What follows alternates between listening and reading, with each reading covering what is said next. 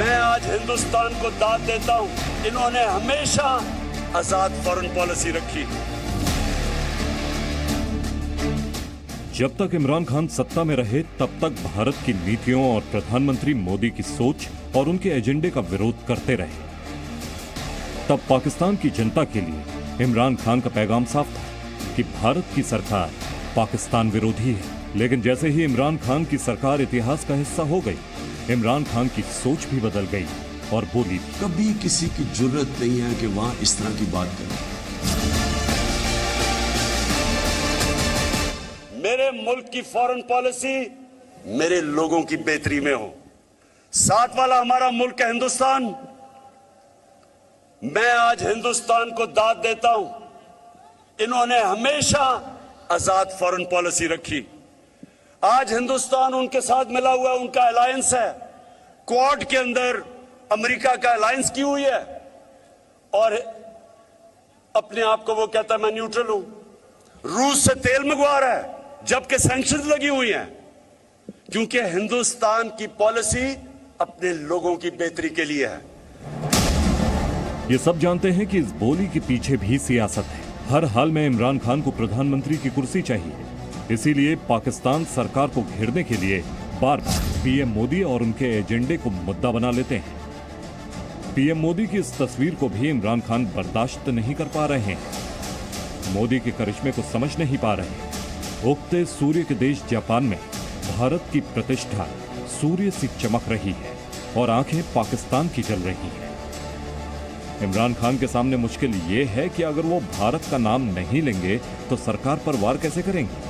इसीलिए भारत के खिलाफ नफरत की राजनीति करने वाले नियाजी हर रैलियों, हर इंटरव्यू में पाकिस्तान की अर्थव्यवस्था को भारत से जोड़ ही देते हैं। 2 दिन पहले जब एक चैनल को इंटरव्यू दे रहे थे तो अमेरिका पर बोल रहे थे, लेकिन बोलते बोलते भारत की विदेश नीति पर आ गए।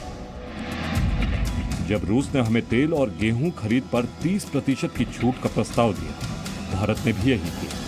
भारत क्वाड का सदस्य है। भारत अमेरिका का प्रमुख रणनीतिक सहयोगी भी है। भारत रूस से तेल भी खरीद रहा है, लेकिन मेरे खिलाफ इसे इस तरह लिया गया जैसे मैं अमेरिकी विरोधी हूं। आज हिंदुस्तान उनके साथ मिला हुआ, उनका अलायंस है। क्वाड के अंदर अमेरिका का अलायंस की हुई है और अपने आप को वो कहता है मैं न्यूट्रल हूं। रूस से तेल मंगवा रहा है जबकि सैंक्शंस लगी हुई हैं, क्योंकि हिंदुस्तान की पॉलिसी अपने लोगों की बेहतरी के लिए है। दरअसल पाकिस्तान में राजनीति की पूरी बुनियाद ही भारत विरोध पर टिकी रही है। लेकिन जानकार कहते हैं कि पाकिस्तान की राजनीति में यह नया प्रयोग है, कहीं पर इशारा, कहीं पर निशाना। 2 दिन पहले जब भारत में तेल के दामों में कटौती हुई तो उसके बाद भी इमरान खान ने एक पोस्ट शेयर किया था। यह सीधा हमला था पाकिस्तान की सरकार पर, उनकी नीतियों पर। लिहाजा पाकिस्तान की सरकार को जबरदस्त मिर्ची लग गई।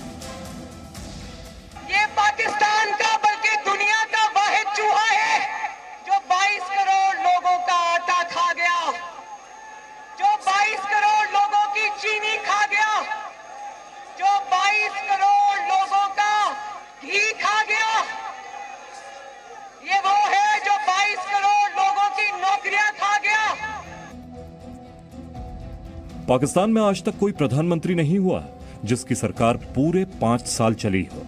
लेकिन सरकार चाहे किसी की भी रहे, पाकिस्तान में भारत विरोधी अभियान हर चुनाव का एजेंडा होता है। फिर चाहे वो चुनाव नगर निगम का हो या फिर मुख्यमंत्री का या फिर प्रधानमंत्री का। बड़ी बड़ी रैलियों में पाकिस्तान में सियासत करने वाले अपने मंच पर आतंकवादियों को जगह देते थे। लेकिन ऐसा पहली बार हो रहा है जब पाकिस्तान के चुनाव में भारत की नीतियों पर बात हो रही है। और ये जो कश्मीर में उन्होंने किया है उसकी वजह से हमारे ताल्लुकात नहीं है। लेकिन मैं आपको ये कह दूं कि वो एक बड़े खुददार कौम है। कभी किसी की जरूरत नहीं है कि वहां इस तरह की बात करें। किसी सुपर पावर की जरूरत नहीं है कि वहां ये भी तस्वर कर दें कि जनाब वो यही कह दें कि जनाब अपने फॉरेन रिलेशन में वो कहें जो हम कह रहे हैं।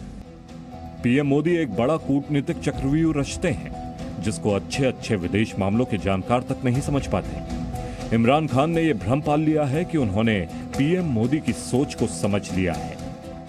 जो भी हम इसके मुतालिक कहें, आदमी ईमानदार है। अगर ये 2 नंबर होता, इसके भी बाहर बैंक अकाउंट पड़े होते जिस तरह शरीफ खानदान और जरदारी खानदान के हैं, तो ये भी नरेंद्र मोदी भी वही करता जो शहबाज शरीफ ने किया। कि इमरान खान जानते हैं कि जिस संघर्ष के दम पर नवाज शरीफ की सत्ता को उन्होंने उखाड़ फेंका था, उस संघर्ष की आग अब बुझ चुकी है।